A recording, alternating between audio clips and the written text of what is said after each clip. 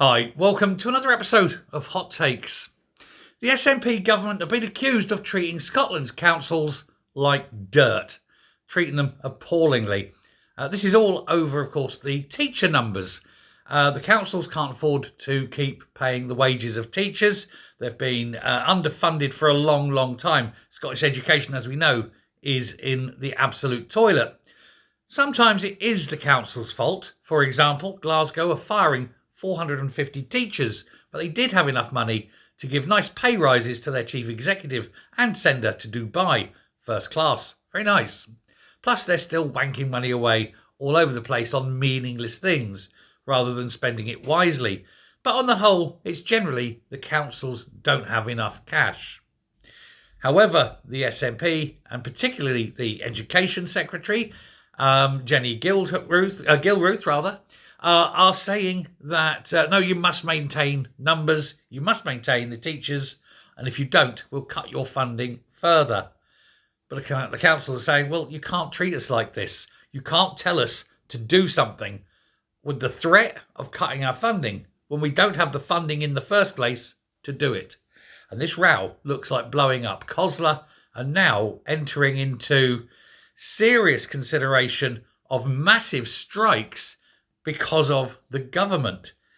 This is something that the SNP would absolutely feel humiliated over, because it isn't about any particular thing. It's about the SNP in particular, rather than any policy. It's personality. And then there's nothing they can do to change that. It's a bugger for them, isn't it? But they're determined, the SNP government is determined to keep the staffing levels, but they don't know how to do it. And they certainly, well, I say they don't have the money. They certainly do have the money. All they've got to do is stop spending it on independence and all that bollockry, and they'd have lots of money. But that, of course, is never going to happen. But there have been a whole series of letters, scathing, sent by council bosses. But it was actually sent in December last year, but it took a Freedom of Information request for these to be released.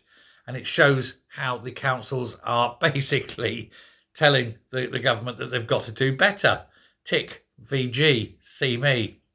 There's this £145 million funding. Ironically, this comes from Westminster. And it was money meant to go straight into local authorities.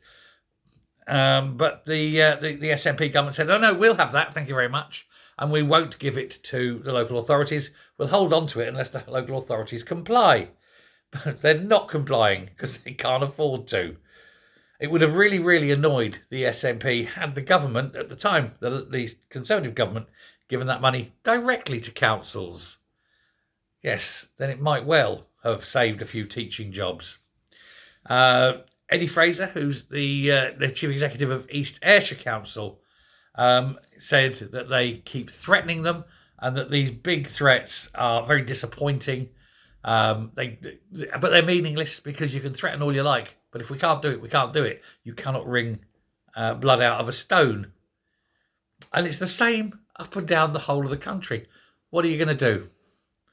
There's nothing they can do. They cannot hire the teachers. The teachers they have got are all on temporary contracts because they haven't got the money to pay them on a full contract. And it's no wonder that so many teachers in Scotland are leaving and coming south to England, or just leaving the profession altogether. And who can blame them?